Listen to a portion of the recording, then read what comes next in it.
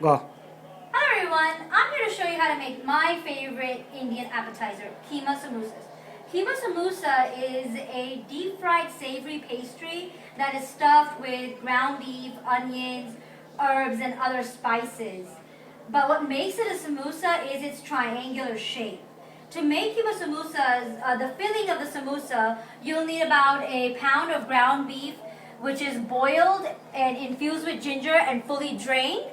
The way you would do this is when you're boiling the samosa, just put about a teaspoon of ginger paste in it. That will infuse the meat and also give it a gingery aroma. You'll also need 1 teaspoon of cumin seeds, 1 teaspoon of crushed pepper, 1 teaspoon of fennel seeds, about 2 teaspoons of MSG, which is monoglucose, and about 1 teaspoon of table salt, regular table salt. You'll also need about 2 teaspoons of fresh mint chopped, 1 large jalapeno chopped, 3 teaspoons of cilantro chopped, and 2 large onions chopped. That's all what you'll need for the filling. For the shell, you will need 1 pack of spring roll wrappers. These you can find readily available at any Oriental food market, and I've seen them at Indian and Pakistani grocery stores as well. You'll need 1 pack of this. You'll need a knife. You'll need a spoon. You'll need a straining spoon that when you're deep frying the samosa. You'll need 1 large deep frying pan. You'll need 4 cups of cooking oil, and deep frying oil would do, and 1 large egg.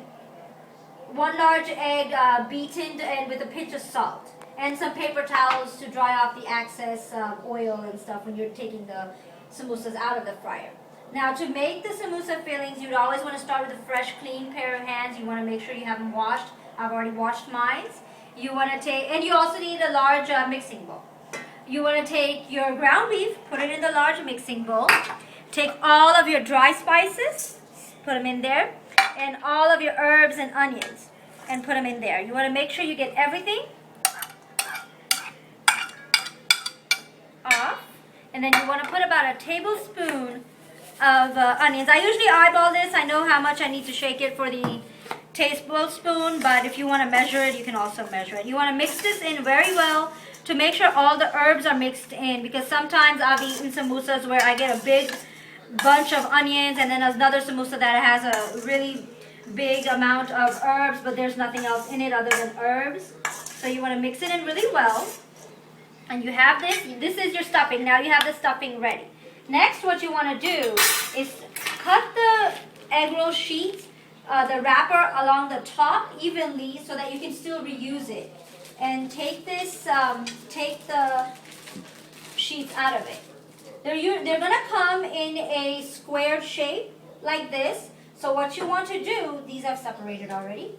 What you want to do is cut this evenly in 3 sections so that you have 3 long strips.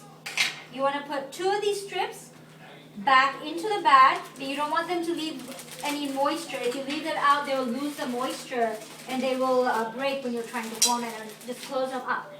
Now here you see there's about 25 samosa sheets right here, but you will have to separate 2 at a time. You want to use 2 sheets to form 1 samosa, because if you use 1 sheet, they're going to be too thin, and then you'll have a hard time forming the samosa and have the fillings popping out when you're frying them. When you have this sheet, you want to take the top corner, top left corner, bring it along the samosa at bottom, and then form a cone out of it. And then you want to press the top point. So here you have a cone. Next, what you want to do is put about a teaspoon of filling in there. You don't want to overdo the filling, because if you do, then you may not be able to seal it properly. I usually bring it back down. Put my finger at the bottom where I'm folding, because that's where I want to make sure I don't leave a hole. And then continue folding, and keep your finger at the points where you're folding from so that you don't lose or you don't keep any spaces, because spaces will cause leakage. Now you always have about a little bit of sheet left here. So what you will do is put your egg, spread the egg right around there, and then fold that sheet back onto the samosa to form the triangle. And you want to seal all the edges Make sure all the edges are sealed. If you ever see a hole, just take a little bit of egg, put it there, and just squeeze it together so that you can close out the hole. And here, you'll form a samosa shape like this. And you want to continue this. You want to make sure you use all the wrappers at one time, because once you open the wrap, you have to use them within 30 minutes of opening, or they're going to dry off and you won't be able to use them anymore. When you have all of them formed, you can either put them in the freezer, eat them when you're ready to eat them, take them out of the freezer and fry them at that time, or something. If, like us, they never go into the freezer, we eat them right away. So you can go ahead and fry them. Now to fry them, you need to take your oil, put it at medium-high heat for about 3 minutes. It should get to the right temperature, and go ahead and fry these. To fry these, you want to get a very golden brown type of color. You don't want to overburn them. And here I have some already made to show you. You want to get this kind of a color. This color ensure that it's fully cooked from the inside and the outside isn't burnt. If you get a darker color, you're going to have a very crispy and a very bitter type of taste from the shell, and that won't taste very good.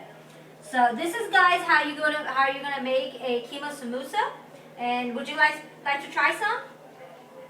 All right, and let me know if you guys have any questions.